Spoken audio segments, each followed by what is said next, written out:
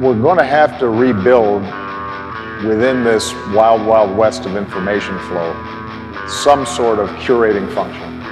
It's time for the AxisOfEasy podcast, the weekly technology digest that keeps you ahead of the curve. We've got to maybe do something with the internet. Brought to you by EasyDNS.com. Somebody will say, oh, freedom of speech, freedom of speech. These are foolish people. Facebook rebrands Libra as Novi to take another kick at the cat. The Romanian criminal cartel that stole over $1 billion via ATM skimming. A class action lawsuit against Google over private browser tracking.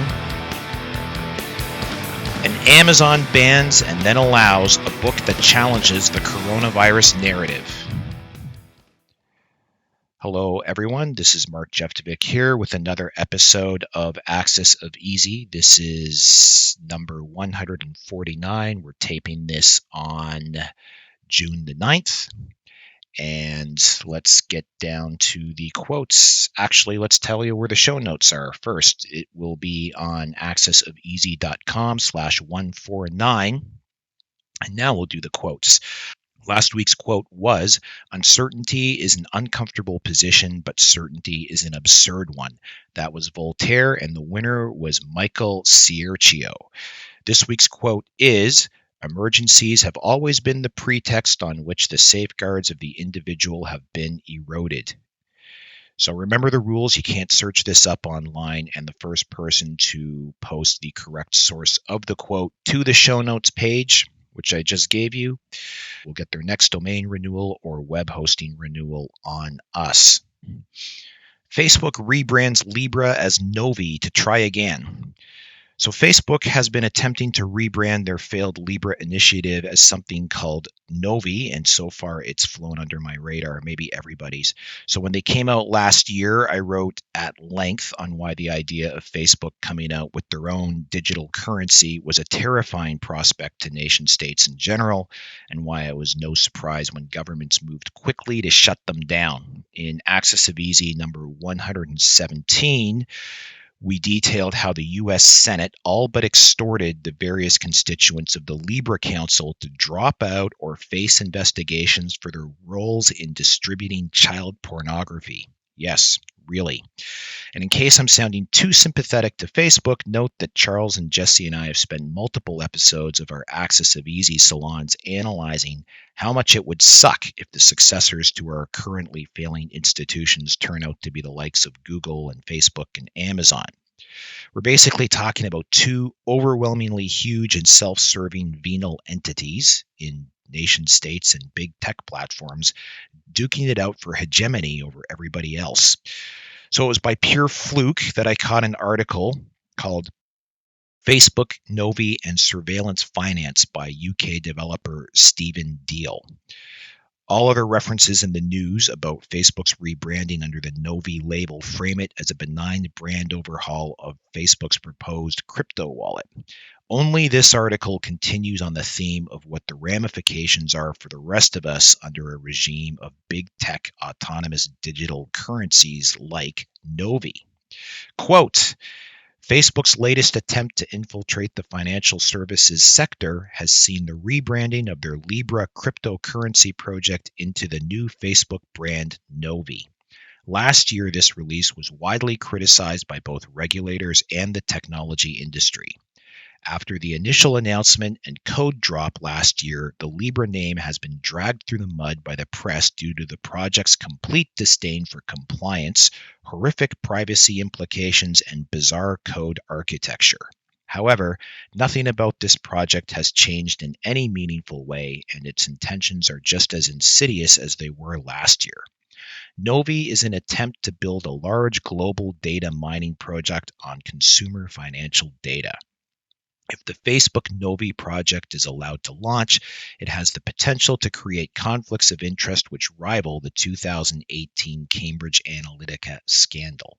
End quote. So I frequently observe in our AOE salons and some of my writings, for a significant portion of the population, if they become used to using a digital currency built into something like Facebook, their Facebook login and account will become more significant and relevant in their day-to-day lives than their government-issued passports. So that's what we're looking at, I think, and that's what has nation states so tense about this. But amid the tension between the nation states and the big tech platforms, the Novi initiative illustrates that there could emerge out of this a working simpatico between the two of them, which will be like a vice, which the privacy and the autonomy of individual citizens will be squeezed. Quote, while the United States struggles with social unrest and Zuckerberg cozies up to the Trump administration for favors, the Novi project is business as usual. The executives are right now trying to weasel through the requirements across the US and Europe to put this new project into place. Regulators are being asked to allow Facebook to quietly construct a massive data mining apparatus on top of the American and European financial systems. This new move would allow Facebook directly into the most personal data of citizens, as has always been the business model of Facebook. User data will at best be sold off to Novi consortium members, monetized for advertisers, and at worst used for the same political purposes as we saw in 2018. End quote. It's a great article. I do encourage you to read the whole thing, forward to your colleagues and friends. And you might wonder, so what's the antidote? If our failing institutions and ascendant big tech platforms are our enemies, what do you do about it? And as we say a lot in the AxisOfEasy salons, you embrace decentralization as much as possible. You start working with real cryptocurrencies like Bitcoin and Ethereum and Litecoin, not the digital currency substitutes that people like Facebook are coming out with. And you get involved with the associated ecosystems of real distributed, decentralized crypto. We're basically, the way I see it, we are in season 2 of Mr. Robot, and that's the season where we figure out that the entire plot is really about an epic struggle between the open source decentralized protocols like Bitcoin and closed proprietary systems like EvilCo's EvilCoin, as depicted in that show. The Romanian criminal cartel that stole over $1 billion via ATM skimming. This is a really fascinating 30-minute documentary put out by the Organized Crime and Corruption Reporting Project, OCCRP, and they look at a organized crime gang called Riviera Maya. They're a Romanian group, and they specialize in ATM bank machine skimmers operating mainly in the heavy tourist areas of Mexico. They were first outed by security writer Brian Krebs back in 2015. They're reputed to have stolen over $1.2 billion USD to date. They were so sophisticated, or are so sophisticated, that they even owned and operated their own ATM company called Instacash, which made it easier for them to deploy bank machines preloaded with card-reading skimmers. Class action lawsuit against Google over private browser tracking. So a lot of us are kind of conditioned to believe that when we open up an incognito mode under Chrome or some other private browser tab that we don't have to worry about being tracked anymore. But according to a class action lawsuit just filed in California, that may not be true. It's alleging that Google still tracks your movements through the company's sprawling ad network, and that network is used by over 70% of all online publishers. So whenever you hit a website running Google AdWords, which is the majority of sites that run ads, even within a private browsing tab, then, quote, the user's personal information, such as the user's IP address, what the user is viewing, what the user last viewed, and details about the user's hardware are sent to the company's servers in California, end quote. And the plaintiffs allege that this is being done without the website visitor's consent because Google doesn't require its network of publishers to disclose the capture of personal info to the visitor. The class action is open to anybody who owns an Android device or anybody who has a Google account who visited a website containing Google ads in private mode on. It seeks damages of $5,000 per user or 3 times actual damages, whichever is greater. Around the same time, the Arizona Attorney General filed a similar complaint against Google, and Google is also facing similar cases involving improper ad tracking in the UK and Australia. And let's remember that last September, Google paid a $170 million settlement to the US FTC over illegally collecting the data of children. Canadian telco spurn Huawei and go with alternatives for 5G. So this is a CBC article that tells us that the three major telecoms in Canada have decided not to use Huawei equipment to build out their 5G networks.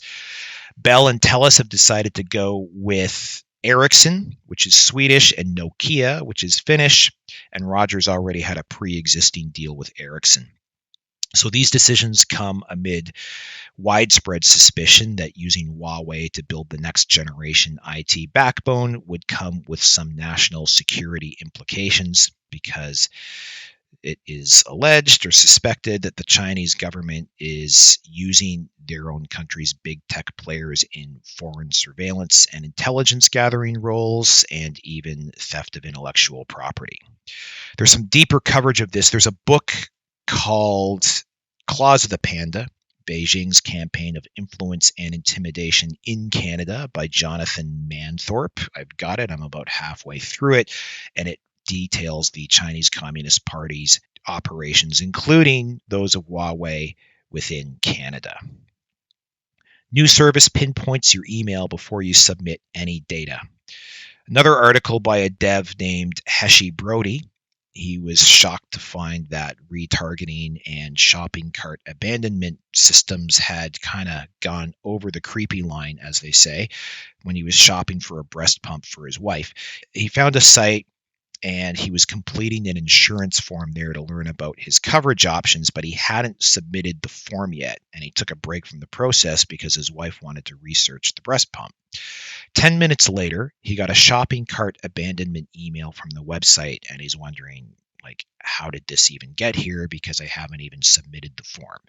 So he's a dev. He views the source of the page. He takes a look behind the curtain, and his article's a really good analysis of it. It turns out there's some embedded JavaScript in the page that is activated by an input change, and it stashes the email address in the form query string.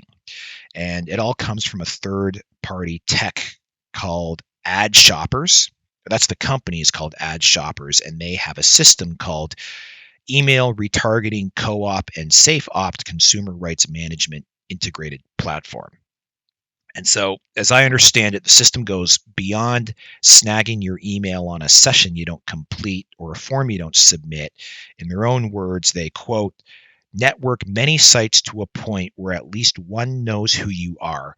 Once identified, that website will share it with the rest of the network, end quote. Brody put his own analogy into his article. I think it's an apt one. Quote, imagine if every store you visited would take a picture of you and then share and compare it with neighboring stores until they find one that you are a customer of and has your information. If such an agreement was in place, that store would now share who you are with the store that you are not yet a customer of and then add you to their marketing list. This is exactly what Ad Shoppers does, end quote. So Brody, of course, he says, I'm not a lawyer. I can't say whether this is legal or not, but for me, sitting here with a bit of experience in the business, I can't possibly understand how doing this would be CASL compliant here in Canada. I'm not as sure about the prevailing law in the US, but I would bet that this is also offside of the European Union's GDPR. Amazon bars and then allows a book that challenges the coronavirus narrative. So we've been following this war on dissenting opinion over these newsletters for a long time, and we know that it's accelerated since the coronavirus pandemic began. And leading the charge against non-conforming speech are the tech platforms and the mainstream media. So the former deplatforms you, while the latter just marginalizes and stigmatizes you. The latest salvo was fired or attempted to be fired by Amazon's Kindle Direct Publishing unit. They refused to publish a book by Alex Berenson called Unreported Truths About COVID-19 and the Lockdowns, Part 1, Introduction and Death Counts and Estimates. Berenson's a former New York Times reporter and an author of numerous fiction and nonfiction books, and his first installment looks at the official narratives around the COVID-19 fatality rates and the estimates. Amazon notified him that they would not be carrying the book after he uploaded it to the KDP platform. They said that in matters related to the coronavirus, the company would be referring customers to official sources for any information about the virus. So an uproar erupted across social media. I think even Elon Musk jumped into the fray and carped on Amazon a bit, and they finally reversed their position, and they're now carrying the book. I read it over the weekend. It's a very quick read, and I find it's well documented, it's verifiable data, it's traceable sources, and it contains nothing particularly controversial other than that the government's quite possibly overreacted based on really flawed computer models. And we wrote an article about the flawed computer models a few weeks ago. Anyhow, I wrote a longer piece about this over on the AxisOfEasy website. It's in the show notes page. You can check it out there. The inevitable narrative wars around George Floyd are no accident. So I don't want to risk wading into a minefield here, but it's not my intent. But I did think that this article I saw over on Epsilon Theory, where I'm a subscriber, did a cogent and heartfelt job of analyzing the conflicting narratives around the incident and the ensuing unrest. Quote, as you learned more about George's death at the hands of a Minneapolis police officer, maybe you felt and thought a lot of different things at once. About the rule of law, about police and whose interests they serve and protect, about racism and where it still exists, about righteous protest and civil disobedience, about the moral obligations that go along with that disobedience. And then maybe you felt like you were being told that you couldn't feel all those things, that they were somehow in conflict with one another. Maybe you felt like you were being offered a set of two diametrically opposed and arbitrarily limited perspectives that didn't allow for the depths of everything you felt. Maybe you felt channeled into one of two archetypes which just so happened to align with the messaging of the two major political parties. End quote. So the article takes the reader through Epsilon Theory's methodology around measuring and collating narratives as they emerge and evolve, and I think their approach is kind of startling and revolutionary, to be frank about it. And then they end up where most of their articles end up, and where anybody reading these newsletters ends up a lot of the time, and where Charles and Jesse and I frequently end up on our salons. We come to a conclusion that our institutions are no longer capable of truly serving their constituencies. And more often, too often, and perhaps unconsciously, they can only serve their own interests, twisting everything that happens into a binary, near cartoonish trope that either vindicates their own dogma or demonizes the opposing camp. So I would check that out. Brings us to AxisOfEasy Salon number 7, Nevermind the Influencers, Here Come the Revolts. What a difference a week makes, because in the previous salon, number 6, we were shouting at clouds about the loss of institutional legitimacy again.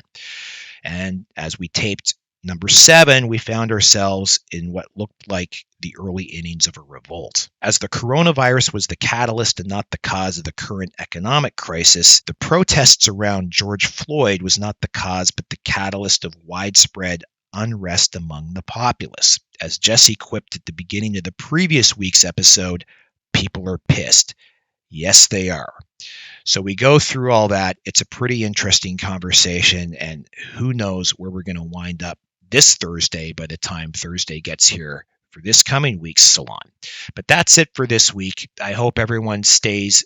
What's the order? I might have to switch up the order I say this. I usually say stay safe, stay sane, but I think I'm going to switch it to stay sane, stay safe, and stay healthy. Okay. Show notes for this week, axisofeasy.com/149. Thanks. Have a great day. You going? Women burning in the clothes you wear, 1,100 crushed in the inspired exercise, cause he's an entrepreneur. Gotta keep those women working, but you're looking good, I swear, that's Bangladesh. Rhymes rich, you're fresh. You're just a whore, the company's yours.